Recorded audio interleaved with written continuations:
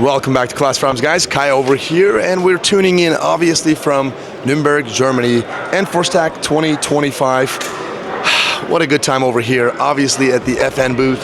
Man, they've got something brand new. I haven't seen this gun. They said they've been working on it for a few years, and it's going to be available sometime later this year in 2025. So with that being said, let's talk about the gun.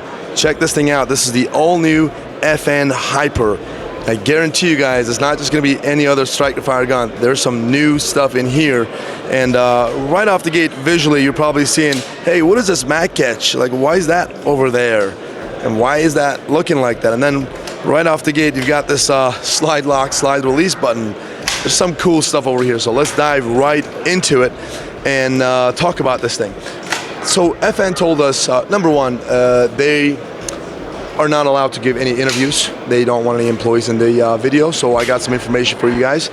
They said the German government, German police forces, maybe military as well, requested specific things of a handgun. So FN worked on this, and they actually met the requirements of the government, whatever they asked for. So that's why this thing is looking a little bit different. But also FN told us that they wanted to be different. Everybody's making strike-to-fire guns over there, and then there's some good guns out there, but they wanted to look different to kind of stand out among the crowd. And so right off the gate, let's talk about the gun. First of all, it looks maybe a little bit different than the 509, the MRD version, but it's different. So, all right off the gate, you've got the red dot cut version right here. That's cut for an RMR, like the 509, and this has the suppressor height sights, so you can actually co-witness. There's an adapter plate right here. Yeah, they obviously got the Aimpoint Acro on there. So there's that. This is the red dot cut version, and I'm about to show you the another version that is actually a different color, and it's not cut for a dot, so shorter sights right here. Not cut for a dot, shorter sights, and FDE in color. And I'm going to continue the video with the FDE one right here, so you can see some of the contrast a lot better.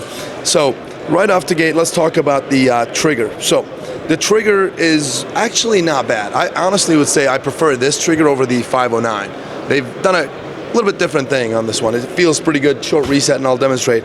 But here's the cool thing with this trigger. So it doesn't have the good old Glock-like trigger safety, right? There's nothing here, so you just like press and it goes.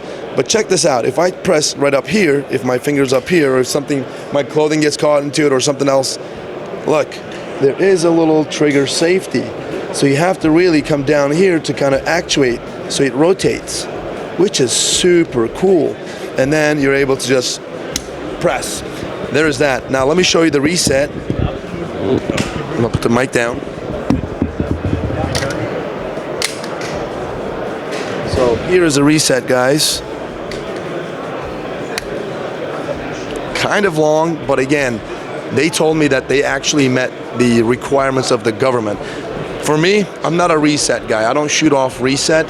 Everybody's different, so I never really care about it. Unless it's like too crazy, I don't care about it. For me, the trigger's slack, and the weight of it and how smoothly it goes back to the rear matters. And in this one, I actually like it for a defensive gun. So trigger's pretty cool, and I really like their innovation on the trigger safety. Something different.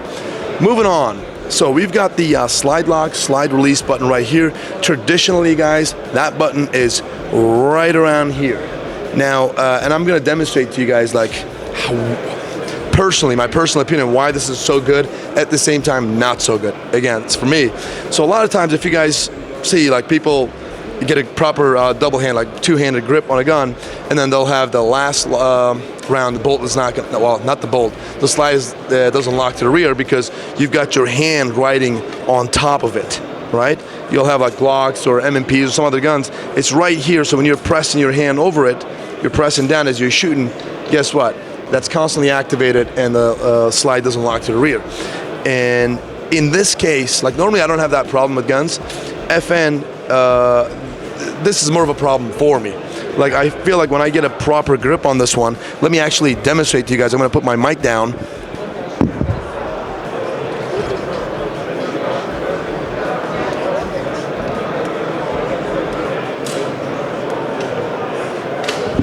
So you see my hand is automatically getting on top of it. So I feel like if I shoot this gun and I want to try it, I'll have the slide pretty much never lock to the rear because I will have that inadvertent activation of the slide release. But check this thing out. This is actually pretty cool. When your hand is, when it's locked to the rear, you don't have to like do this, like move your grip.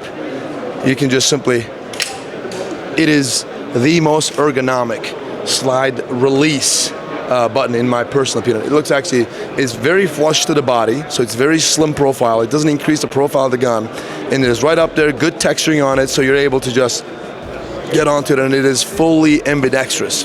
That is actually pretty cool. Moving on to the magazine release button. Let me tell you this, you have not seen anything like it on the market. Generally, we have this traditional press button thing, which I can just show you right here. This is the FN57 Mark III, because we all know about the Mark II. This is Mark III. They got like higher sights over here, and trigger may be slightly different, but you see this button right here, a little bit raised. That's a traditional. You press the button, the mag drops, that we all know about. Obviously, on this one, it is something completely different. It is right here. You just, that's it, guys. You just press this thing down. Now, how cool is this, man? So, basically, I'm gonna drop this mag, obviously. Actually, no, hold on.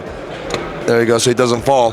So it's basically you're shooting the gun, pop, pop, pop, and then all you do is, instead of just like removing your grip, because depending on the gun, right? You really kind of adjust your grip a little bit, press a button, whatever. You don't have to. This is cool. I have to give FN the credit on this one. This is actually really cool. And here's why this is also very good. When you get two hand on this gun, you're not going to have that inadvertent activation of the mag release when you're like, you get a bad grip, you got into a combat situation, sweaty hands, oily hands, or God forbid bloody hands, your grip changes, you fell, something like that, and then next thing you know, because you're grabbing that gun so tight, your palm of your support hand touches that mag release button, and boom, gunfight, you're dropping the mag. This actually happened to me. This has happened to a bunch of other cops out there. This thing happens.